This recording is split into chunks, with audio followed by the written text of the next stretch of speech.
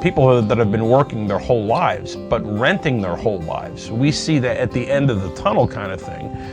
Their total net worth is... Hey, ladies and gentlemen, it's Jerry McManus from Keller Williams, and I'm here to talk to you about building wealth today through real estate. I know that this is a topic that a lot of folks try to tackle, but I want to look at this from a very basic outlook. In our society, there's a big discussion about wealth gaps.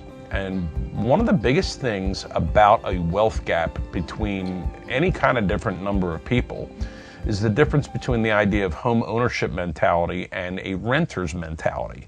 And it's not to say there's anything wrong or better than either one, but if we're looking for specifically the idea of building wealth over time, home ownership is, I think, the clear choice to make. There's a couple slides that I have here, and I wanted to share some with you. And what it does is it takes a look at folks in different income brackets, and it looks at their entire net worth once they get to be my age, vintage, shall we say. If you're consistently making under $31,000, one of the things that's kind of interesting is that your total investments other than your house could be $43,000. And then, but if you add in your equity in the home, it goes up by another $100,000. And that's a big difference. And the same thing happens even folks that make between 31 and 55, 55 and 90, and 90 and $150,000, you can see a consistent pattern where people may be able to build wealth, but a very big chunk of that wealth is tied up in home equity. In a couple of the other slides that we take a look at, people that have been working their whole lives, but renting their whole lives, we see that at the end of the tunnel kind of thing,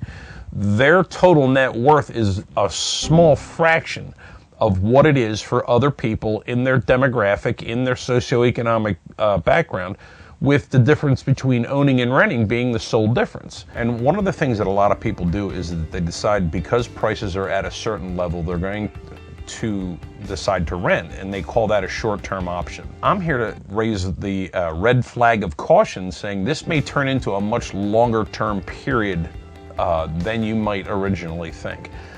What do I mean by that? Is that people have this idea that prices are going to come back down to what it was in pre-pandemic levels. I just flat out don't see that happening.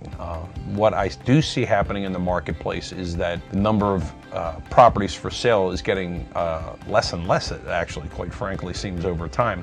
There's another slide that we see in there that in home price forecasts, again, people think that prices are going to come down and they're really not projected to do that. Now, the rate of appreciation is going to tail off dramatically, but appreciation in an absolute sense is not. So what do I mean by that? You can see in this one slide, we have prices of homes today at $400,000. Where are they projected to be in 5 years? In only 5 years. They're projected to be worth $472,000 in 5 years. So if you're going to be getting yourself into the habit of renting, that's a huge chunk of money that you're going to leave on the table.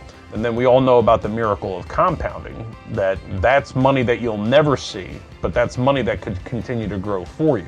Let's have a conversation. Give me a shout if this is something that you're thinking about. You know, some people in your life are telling you should buy now. Some people in your life are telling you to wait now. Call me for a conversation about that. I'd love to be able to talk to you. I just want to see you succeed in life, generally speaking. Like, I'll share with you a story. My daughter just bought a condo.